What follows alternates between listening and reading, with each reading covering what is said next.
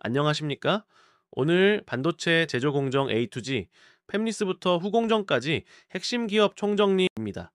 복잡하게만 느껴졌던 반도체 산업의 전체 가치 사슬을 이해하고 핵심 기업들을 통해 투자 인사이트까지 얻어가실 수 있도록 알차게 준비했습니다. 그럼 시작하겠습니다. 화면에는 반도체 제조 공정 A2G 팹리스부터 후공정까지 핵심 기업 총정리라는 제목과 함께 영롱한 빛을 내는 반도체 웨이퍼 이미지가 보입니다. 먼저 서론입니다. 자, 반도체란 무엇일까요? 다들 아시다시피 이제 반도체는 인공지능, 오지, 이 자율주행차 등 우리 삶을 바꾸는 모든 기술의 핵심 동력이 되었습니다.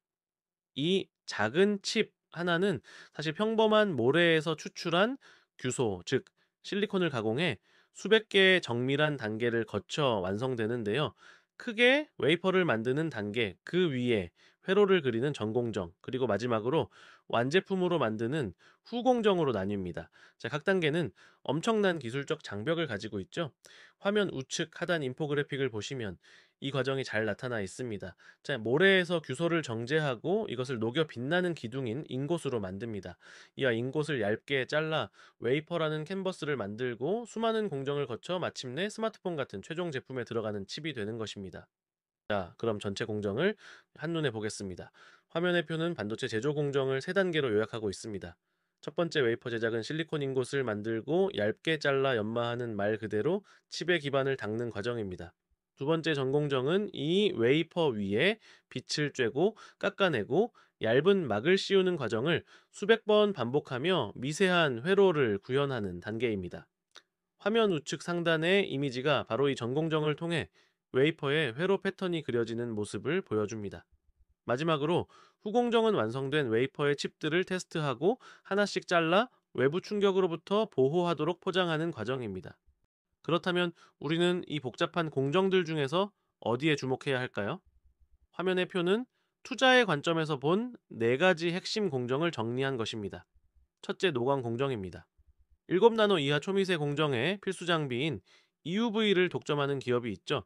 자, 기술 독점성과 진입 장벽이 가장 높아 투자 매력도가 매우 높습니다. 자, 둘째, 시각과 증착 공정입니다. 네, 소수의 거대 기업들이 과점하고 있는 시장으로 기술 장벽이 매우 높습니다. 셋째, 첨단 패키징입니다. AI 시대가 열리면서 HBM, 즉 고대 역폭 메모리 수요가 폭발했고 칩의 성능을 좌우하는 핵심 기술로 그 가치가 재평가되고 있습니다. 성장성과 AI 연관성이 가장 큰 분야라고 할 수 있습니다. 마지막으로 테스트 공정입니다. 칩이 생산될 때마다 꾸준히 사용되는 소모품의 특성 덕분에 마치 면도기와 면도날처럼 안정적인 수익을 내는 고부가 가치 시장입니다. 그럼 첫 단계인 웨이퍼 제작부터 자세히 살펴보겠습니다. 웨이퍼는 반도체 칩의 품질과 수율을 결정하는 가장 기초적인 재료입니다.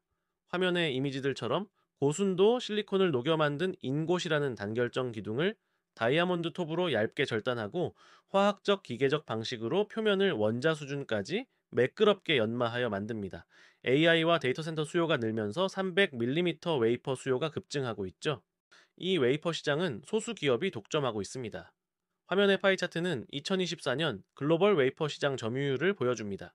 보시다시피 일본의 시네츠와 섬코가 각각 30%와 25%의 점유율로 시장을 양분하고 있습니다. 그 뒤를 대만의 글로벌 웨이퍼스가 약 15%로 잇고 있죠. 그리고 주목할 점은 한국 유일의 웨이퍼 생산 업체인 SK 실트론이 약 12%의 점유율로 글로벌 3위권의 경쟁력을 확보하고 있다는 것입니다. 다음은 반도체 기술의 심장부 전공정입니다. 전공정은 웨이퍼 위에 트랜지스터와 같은 소자를 만들고 이들을 연결하는 바해선을 까는 과정인데요. 반도체 제조 공정 중 기술적으로 가장 어렵고 돈도 가장 많이 드는 핵심 영역입니다. 특히 화면 하단의 다이어그램에 나온 것처럼 노광, 즉 빛으로 회로를 그리는 과정, 시각 불필요한 부분을 깎아내는 과정, 그리고 증착 필요한 물질을 쌓는 과정, 이 세 가지가 3대 핵심 공정으로 불립니다. 그 중에서도 가장 중요한 노광 공정입니다. 노광은 반도체 제조 원가의 35%, 전체 공정 시간의 60%를 차지할 정도로 절대적인 비중을 가집니다. 화면의 거대한 장비가 바로 네덜란드 ASML사의 EUV 노광 장비입니다. 이 장비는 13.5 나노미터라는 극도로 짧은 파장의 빛, 즉 EUV를 사용해서 7 나노 이하의 초미세 회로를 그리는 현존하는 가장 진보된 기술입니다. 오른쪽의 작동 원리 그림을 보시면 EUV 광원에서 나온 빛이 회로도가 새겨진 마스크를 통과하고 여러 개의 반사 거울을 거쳐 최종적으로 웨이퍼의 패턴을 찍어내는 원리입니다. 노광 시장은 한마디로 ASML 천하입니다. 화면의 그래프에서 보시다시피 ASML은 EUV 노광 장비 시장을 100% 독점하고 있고 기존 DUV 시장에서도 80%에 가까운 압도적인 점유율을 차지하고 있습니다. 이러한 독점은 단순히 장비만 잘 만들어서 가능한 게 아닙니다. 오른쪽의 생태계 맵을 보시면 중앙에 ASML을 중심으로 독일의 칼 자이스가 광학 시스템을, 트럼프가 레이저 광원을 독점 공급하는 등 수십 년에 걸쳐 대체 불가능한 생태계를 구축했습니다. 이 EUV 장비가 얼마나 대단한지 좀 더 살펴보겠습니다. 가격은 한 대에 약 2억 달러, 우리 돈으로 2천억 원이 넘습니다. 무게는 180톤에 달하고 전력은 약 1메가와트를 소비하죠. 액체 주석에 레이저를 쏘아 EUV 빛을 만드는 광원 시스템부터 칼 자이스의 초정밀 반사 거울까지 현대 과학 기술의 결정체라고 할 수 있습니다. 다음은 식각, 즉 빼기의 과학입니다. 노광으로 그린 밑그림을 따라 불필요한 부분을 정교하게 깎아내는 공정이죠. 화면의 그림처럼 화학 용액을 써서 모든 방향으로 깎아내는 습식 등방성 식각과 플라즈마 가스를 이용해 수직 방향으로만 정밀하게 깎는 건식 이방성 식각이 있습니다. 당연히 오늘날의 미세 공정에는 건식 식각이 필수적입니다. 특히 최신 3D 낸드 메모리처럼 수백 개의 층을 쌓는 구조에서는 매우 깊고 좁은 구멍을 오차 없이 뚫어야 하는 고종 횡비 식각 기술이 핵심 경쟁력입니다. 식각 장비 시장은 빅3이 과점하고 있습니다. 화면의 막대 그래프는 글로벌 식각 장비 시장 점유율을 보여줍니다. 미국의 랩리서치가 약 40%의 점유율로 시장을 선도하고 있으며 그 뒤를 어플라이드 머티어리얼즈와 일본의 도쿄 일렉트론이 잇고 있습니다. 그리고 소재 분야에서는 한국의 TCK가 주목할 만합니다. 식각 장비의 핵심 소모품인 실리콘 카바이드 링 시장에서 약 80%의 압도적인 점유율을 차지하며 사실상 독점적인 지위를 누리고 있습니다. 깎아냈으니 이제 다시 쌓아야겠죠? 증착 공정은 웨이퍼 위에 원하는 물질의 얇은 막, 즉 방막을 입히는 더함의 기술입니다. 화면 하단의 표는 CVD와 ALD라는 두 가지 주요 증착 방식을 비교하고 있습니다.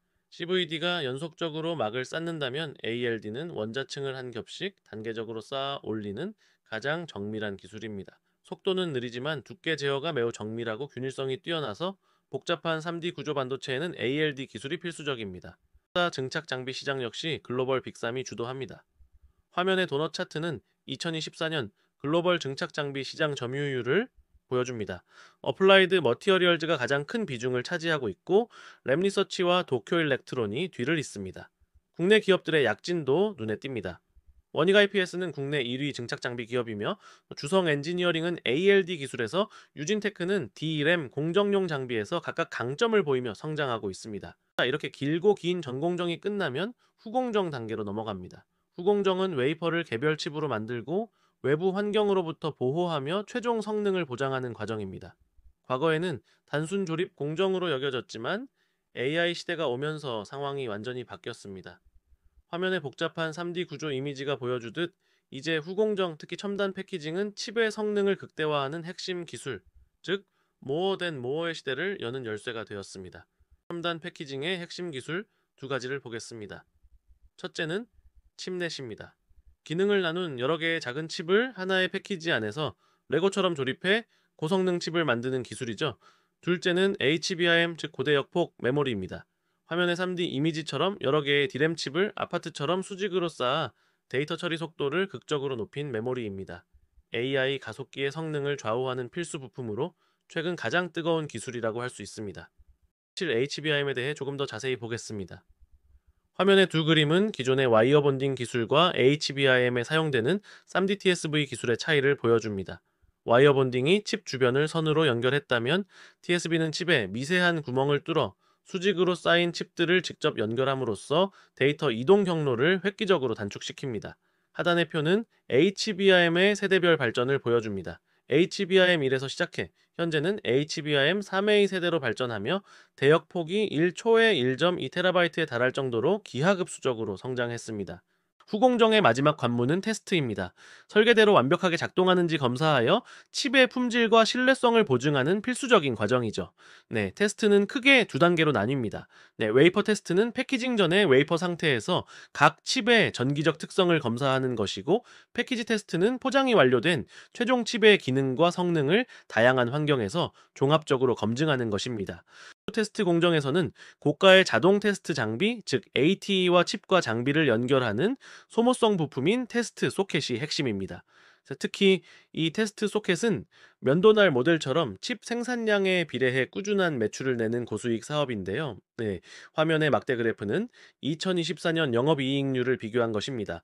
보시다시피 한국의 리노공업은 40%가 넘는 경이적인 영업이익률을 기록하며 평균 반도체 장비나 소재 기업을 압도하는 수익성을 보여주고 있습니다. 지금까지 살펴본 복잡한 공정들을 하나의 생태계 지도로 정리해 보겠습니다. 중심에는 설계를 받아 위탁 생산하는 파운드리가 있습니다. TSMC와 삼성전자가 대표적이죠. 설계를 전문으로 하는 팹리스, 엔비디아, AMD, 설계 자산을 제공하는 IP 설계 기업 ARM, 제조 장비를 공급하는 장비 회사 ASML, 그리고 소재 메모리 후공정 기업들이 거미줄처럼 얽혀 거대한 생태계를 이루고 있습니다. 이제 마지막으로 핵심 기업들의 현황을 정리해 보겠습니다. 먼저 전공정입니다.